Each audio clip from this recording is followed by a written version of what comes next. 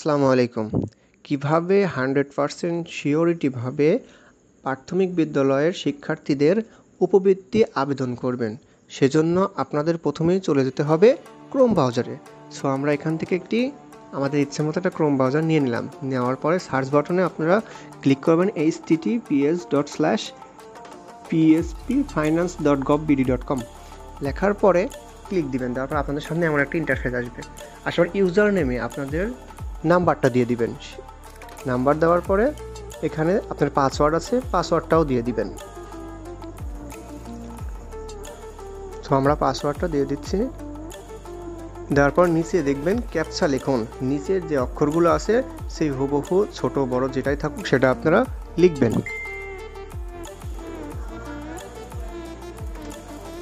হ্যাঁ, লেখার পরে লগ ইনে ক্লিক দেবেন। দেওয়ার পরে এখানে আপনাদের ফোনে ওই নাম্বারে একটা ওটিপি আসবে।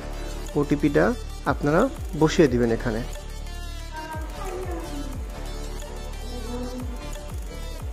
দেওয়ার পরে যাচাই করুন, এখানে ক্লিক দিবেন। দেওয়ার পরে আপনাদের সামনে এমন একটা ইন্টারফেস আসবে। এখানেই প্রথমেই দেখেন প্রাথমিক নির্বাচন, এখানে একটা ক্লিক দিবেন।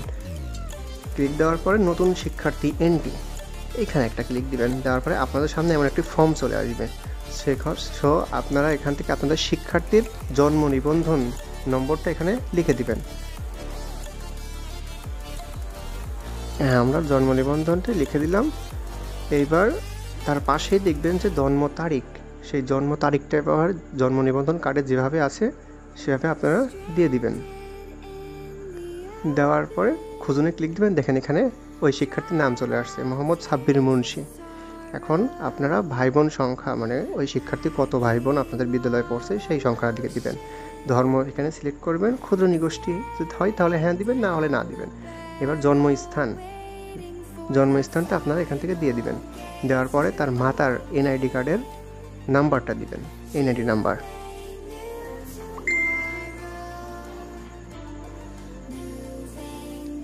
সো আমরা এখানে মাতার এনআইডি নাম্বারটা দিয়ে দিচ্ছি।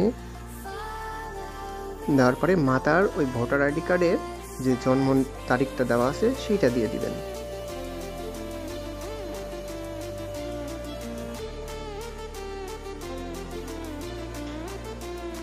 দেওয়ার পরে খুঁজুনে ক্লিক দেওয়ার পর আপনাদের সামনে একটা ক্যাপচা লিখুন আসবে।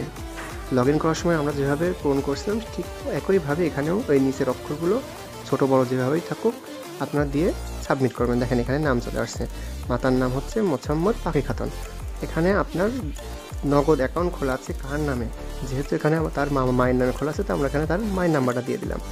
পরবর্তীতে নিচের দিকে লেখা আছে পিতার এনআইডি কার্ড নম্বর, মানে আইডি নম্বর যেটা লেখা আছে ওইটা দিবেন। আমরা এখানে দিয়ে দিলাম। দেওয়ার পর পিতার জন্ম নিবন্ধন, মানে জন্ম তারিখটা, ওই তারিখটা এখানে দিয়ে দিবেন। সো আমরা এখানে জন্ম তারিখটা দিয়ে দিচ্ছি।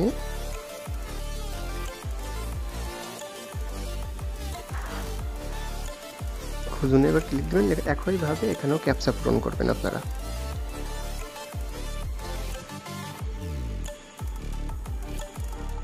সাবমিটে ক্লিক করবেন। এখানে তার বাবার নাম চলে আসছে জালাল।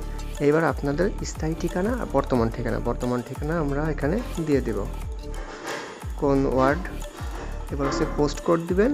তার নিচে আছে হচ্ছে ঠিকানা, তার ঠিকানা দিয়ে দেবেন। কোন গ্রামের নাম দিলেই এনাফ।